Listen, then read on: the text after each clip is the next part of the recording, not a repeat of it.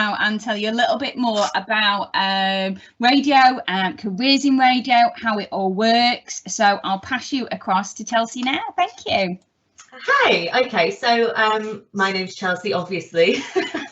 Chellce AJ on air, which you might know of because I've done quite a bit of radio locally. I do TV presenting as well for music and shows, and now I'm a station owner of Strawberry Radio. So really it's just how I started, because I started in the industry at 15, and it's the things that I did and how I worked my way through, but more importantly how it's changed over the decade that I've been involved, because it really massively has. So I just want to go through a bit of the history. It's going to be really simple. I'm not going to bombard you with dates or anything boring. It literally is just going to be a quick chat about that, because having employed a lot of radio presenters, I do find that a lot of the things and CVs that come through, there's a massive lack of understanding of the radio industry, and that shows, and it does affect really the employment rate you'll get. So I just want to be really honest about the industry. It's a difficult industry, so we'll just go through some of the slides.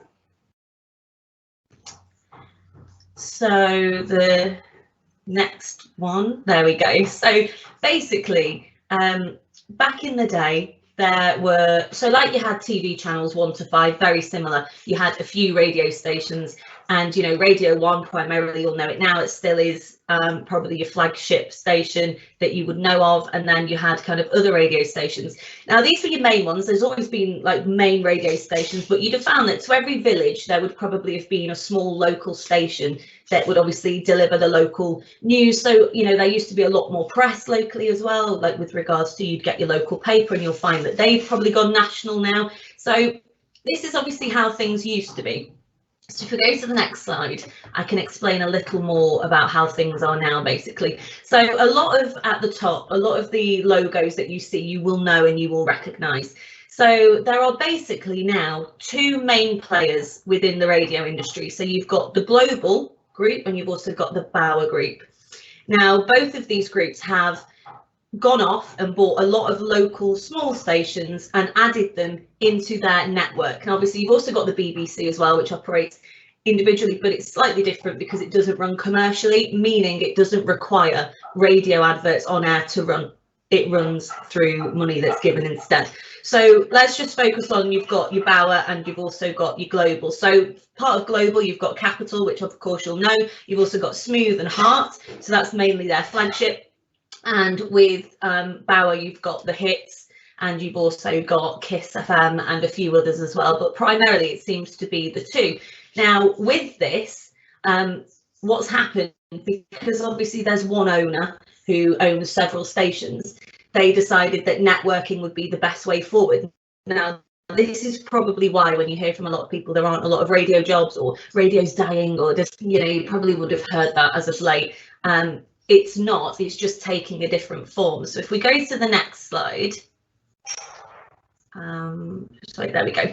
So basically with networking, what's happened is there would be 50 presenters to say 10 stations. So you'd have your breakfast presenter, your daytime presenter, your drive time presenter, your evening presenter, your late evening presenter, very similar really to Radio 1's lineup. So you've got your Annie Mac, you've got, you know, Greg James in the morning, you've got daytime slots, so everything that you know with that, and a structure with that.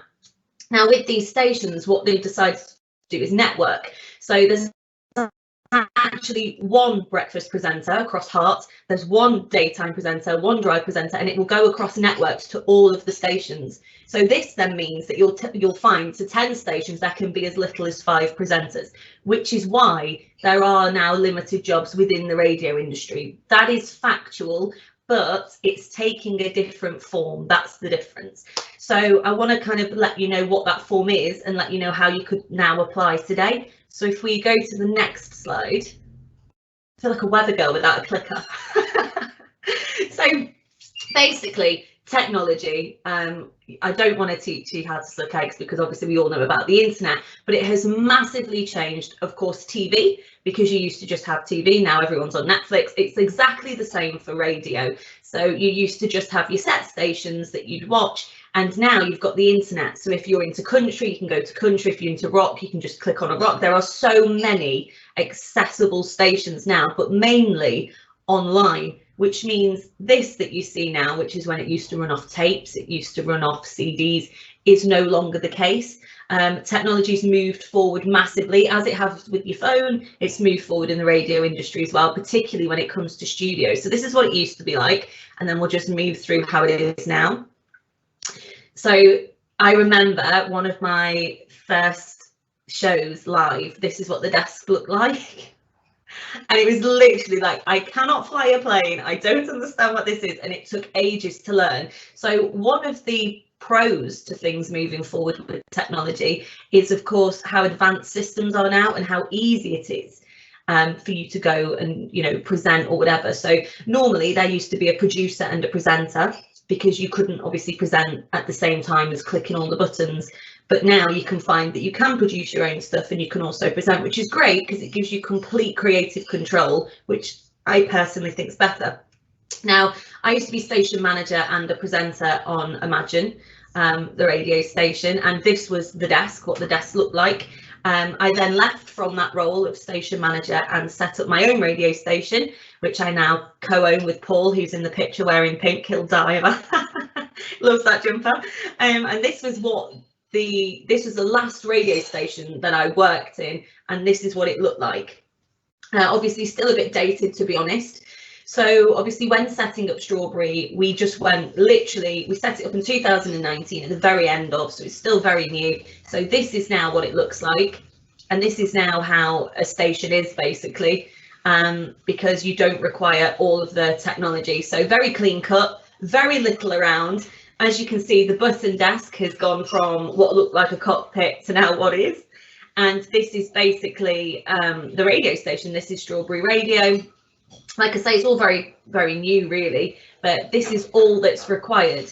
Now, this is an exciting time, depending on who you speak to in the radio industry. There's a lot of people that have done radio for much longer than me. I mean, I've done it a decade, but there's people that have been in the industry for 30, 40 years, and they would say, you know, it's terrible how things have changed, and, you know, the internet's ruined things, and we used to have producers, and we used to have, you know, a desk full of things, and now it's all about the internet. Personally, my view, and moving forward now being a station owner, is you have to move with the times.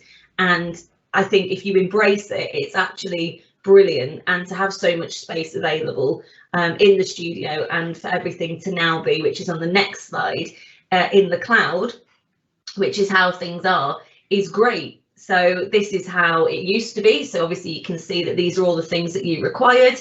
You know, clutter, that it would now be called, which is, you know, crazy, but, and now everything is literally done online. It's cloud-based. So you would, at one point, you would literally have a CD rack full of all these CDs that you'd have played. And obviously now, like with your phone and your iTunes, everything just sits in the cloud. It's cloud-based, which is why the studio can be so minimal now.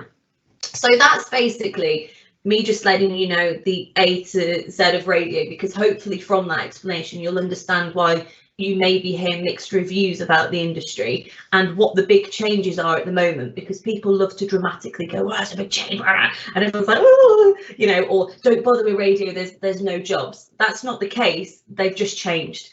So that's basically the history. So a little bit about how things are different now would be, obviously I have ran a station and now own a station, so I feel I'm speaking from experience. And the first thing is, you have now, to your advantage, at your fingertips, everything to do a show yourself. So this should completely be embraced. There's no point emailing me or emailing someone saying, I think I could, I would be good at. Well, if that's the case, then show me. It's a creative industry and you've got right at your fingertips the opportunity to showcase that. So there's no point saying, I think I'd be really good at. Brilliant. Well, why don't you show me then and put that forward? And that basically is the way that things are changing massively. So even when I started, I used to just send through a little demo and say, hello, you know, I'm Chelsea and I've done a bit of this and I've done a bit of that and I'd like to come and join you, and they'd go, come in for a coffee and whatever. It honestly isn't the case anymore. I'll be very brutally honest, but I think that's probably best to save you wasting time if you wish to get into the industry. If I receive an email and there's a link saying, here's a link to, you know, my demo and a few other things that I've done, and an essay of everything that has been achieved, as wonderful as I'm sure that content is, I won't read it. And that is just being very, very honest. It's not because I don't have any respect for what you've done. I'm sure what you've done is great, but it's time. It's very time consuming, and I don't have the time to do it. So firstly, conducting yourself when you apply. Now I'm going to say something that's probably going to make you laugh, but I cannot tell you the amount of times this has been received. Quite often you will be advised at college or whatever, at uni, to do a blanket email to everyone. That's absolutely fine. You've got to cast your net, you know, it's how much sand can you put in the bucket, because eventually, you know, it's going to come through. I understand that, but please make sure that you change the name of the station that you are emailing. So many times I've had, hello to everyone who works at Heart. You think, I didn't know I worked there, or whatever. So you need to make sure, because that's attention to detail. The minute I read a line and it's the wrong station, I've clicked off it. I won't even give it the time of day to move forward. Now, it may seem really harsh as to what I'm saying, but honestly, I've been a station manager for 5 years now. It's true. It's just truth. So I'm just letting you have an insight to that. What I do stand up and pay attention to, though, is very short and sweet, so it's easy for me to digest. Bullet points. I don't need to know where you've possibly made a coffee or whatever, because sometimes less is more, to be honest, because no longer are we reading, we just want to hear what it is you're doing. So I would suggest attaching a 2 to 3 minute demo if you can. So a demo would be made up of links that you have done at home. Like I say, you've got access to this right at your fingertips. It doesn't even require for you to go and buy a fancy microphone or for you to spend a load of money to do this. We absolutely take into consideration the fact that obviously your quality might be lesser than it would be from a station, but as long as we can hear and visualize you in a certain role or position, then we will take note. So it would literally just be, hello, my name is Lala. I have had an experience at la la la la la la, and I wish to progress and possibly, you know, move with you guys, or I'd love to know if there are any further opportunities. Please keep me on file. Thank you. Now, another thing that obviously would be great if you could mention would be social media. So that's not to say, you know, if you don't have social media, you can't do it, but social media absolutely is completely the way forward. You'll know that everyone is using it, and it does go hand in hand with media in general. So obviously I do TV work too. It goes hand in hand with TV, it goes hand in hand with radio. So if you were to state also in, you know, in your email, I'm very keen on social media, and I'm keen to create content for social media, because one thing guaranteed that will help get you through the door of a radio station would be if you were to state that you were able to create some sort of social media content, because you can never have enough. You can never have enough content, even if you send out as a radio station 25 tweets a day and 19 Facebook posts, Instagram posts, something on TikTok, that you can never have enough content. So you showing that you're interested in that side would also help for you to break through.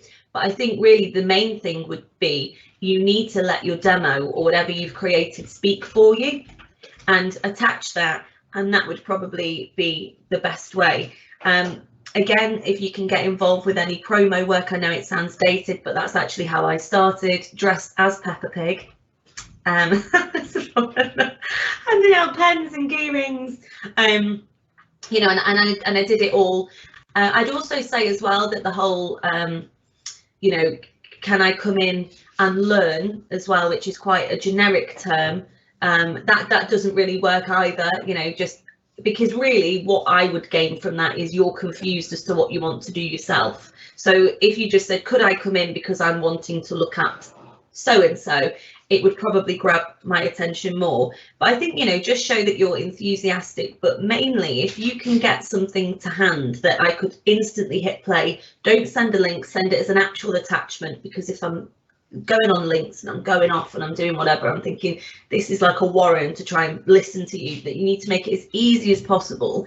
And if, you know, I have had it before, if I click on a voice and I like it, I'll know within a second, and then I'll stop the audio and I'll reply back there and then instantly, no matter what I'm doing, because I know that I'll be busy with something else at a later date, and I'll say, thank you for this. Happy to chat further. You'll often find as well, which I personally don't do because this is just rude, but you will find, and I myself have had so many non-replies, nothing, not even a, well, this is some advice or you could improve on this, just complete radio silence, excuse the pun.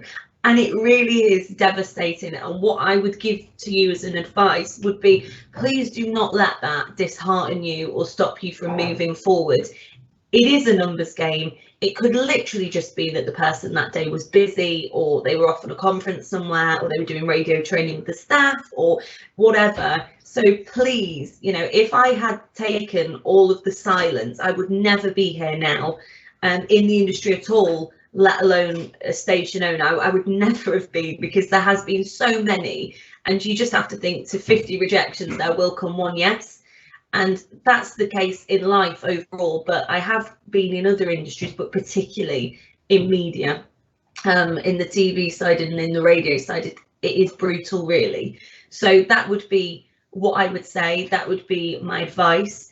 I'm sorry if it's been a little black and white and straightforward, but I think that is the best way. And I wish wholeheartedly that someone had given me similar advice, just, very straight talking, really, rather than being airy fairy about it or whatever. So yeah, really, that's what I'd say. I do have Strawberry Radio now. You can follow us on all social media. Quite often when we're doing events, of which we do a lot, we've got a big festival coming up with over 5,000 people attending in July. Fingers crossed for that to happen. We're always looking for staff on that, to come along. It is obviously a paid position as well. So there are ample ways that you can get involved and you can show your enthusiasm. Also online, please do contact and take the advice that I've just given you. So I don't think you'd get a better opportunity in terms of, it would be me opening the email and I've just told you what gets my attention. So it should be quite straightforward now, really.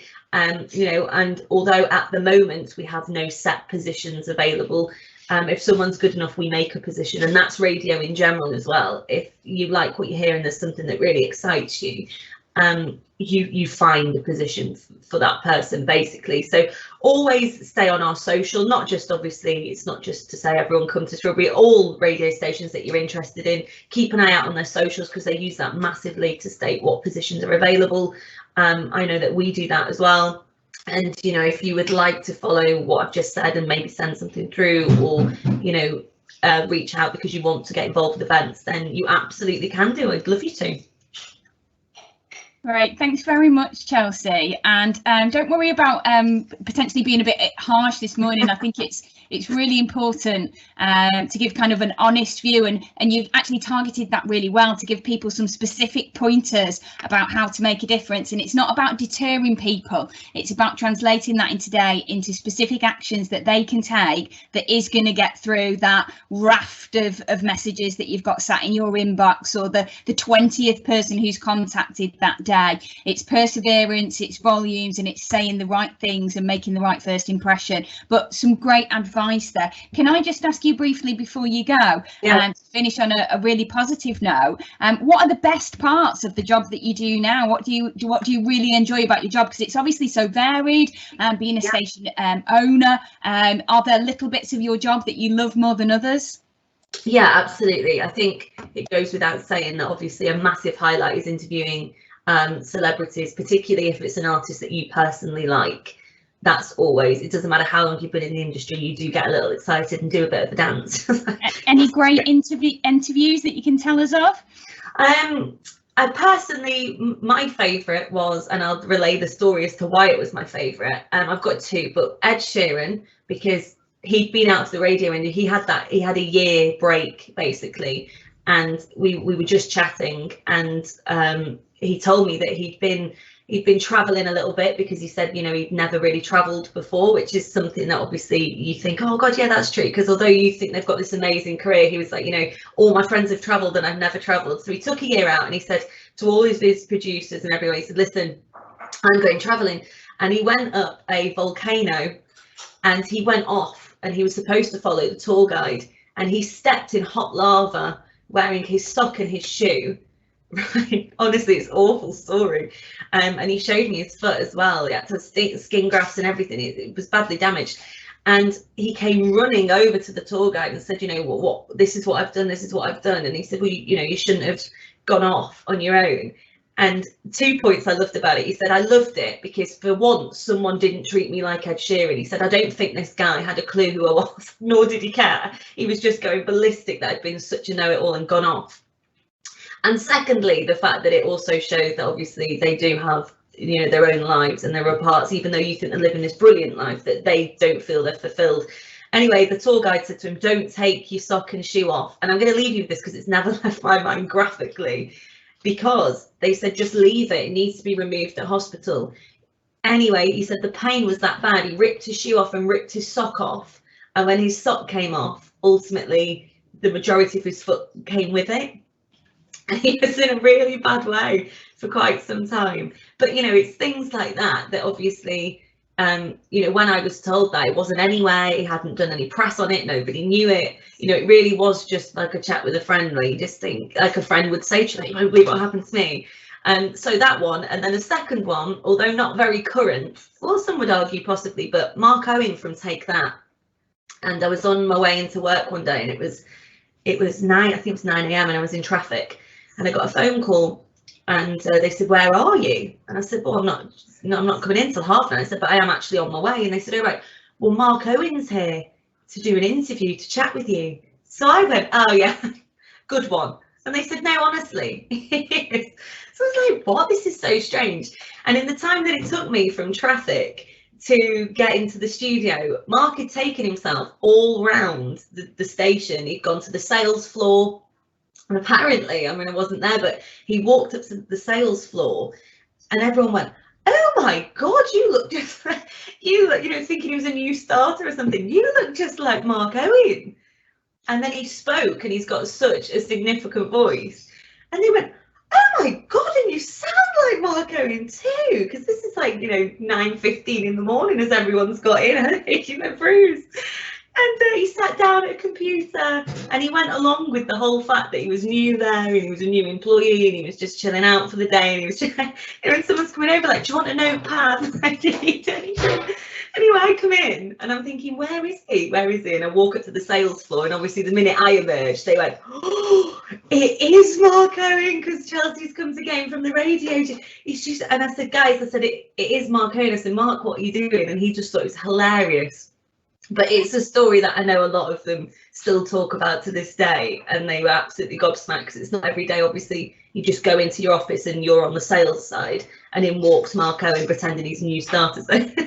So yeah, probably those two, but there has been many. That's not to discredit. I have been fortunate to interview a lot of people, and they've all been lovely, and you know, that is a massive highlight of the job. Another highlight of the job is the creativity of it.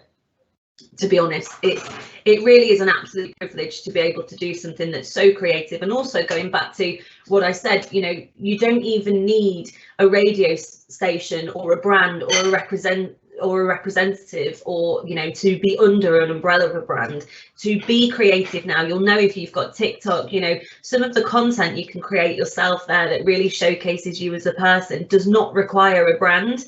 And I think that is so brilliant and so liberating now. When I first started, you know, there was obviously Instagram and stuff, but there weren't platforms really for you to kind of showcase who you are. And I think the fact that you've got that, I mean, you know, I just think that's so great that you can move forward with that. And, you know, there are people absolutely that do their own thing through social media, and they don't even require anymore, you know, a station to be under or whatever. And I just think use it. If you are creative, absolutely use it. And I know that there's also the whole, you know, I've got TikTok, and there's been things I think I feel a bit silly. You know, don't embrace it. And like I say, you've got so much to hand now with the radio side podcasts. start a podcast. You know, if you've got horses and you like horses, start a podcast, because you're not the only person in the world who likes horses, you know, and you can strike up on a network. Or if you particularly like film, or actually there was one guy who messaged the station and he really liked film, but he found all of the continuity that, you know, so sometimes when you're watching something and you go, their top's just changed or whatever, and not many people notice it, and he did an entire podcast about it, and he got thousands of people going, I noticed that too when I was watching the latest James Bond. Or so even something that's really niche that you would think nobody's interested in, there are millions of people on this planet, and you know, it's not even set to the you know, to this country. You can go worldwide with it, and there will be people that have a similar liking to you, and you can literally create your own brand yourself now if you just team everything together correctly and really believe that it's something you can do. Oh, fantastic. Well, thank you so much. I'm aware that we're running massively over time. I'm so sorry, and I'm going to catch you all. No, that's absolutely fine. I could chat to you and hear more of these stories all day. It's nice to hear kind of the positive side of where you can get to, from interviewing stars, from Ed Sheeran to Barry Manilow, and finding out about their different career paths. So thank you very much for coming on today and sharing everything with us, Chellce. No, honestly, thank you for having me. And you know, as I say, a lot of people come on and talk, and you know, I do think it's annoying. I find it very annoying when you've got those people on Facebook. They're like, wake up this morning and feel happy, and you think, what do you know? But I can honestly say I wouldn't have spoke otherwise. Everything that I'm saying does come from experience, and quite a lot of it. So, you know, please do bear in mind what I've said and try and move forward with the advice. Great, thank you. Thanks very much. Thanks everybody. Have a good day.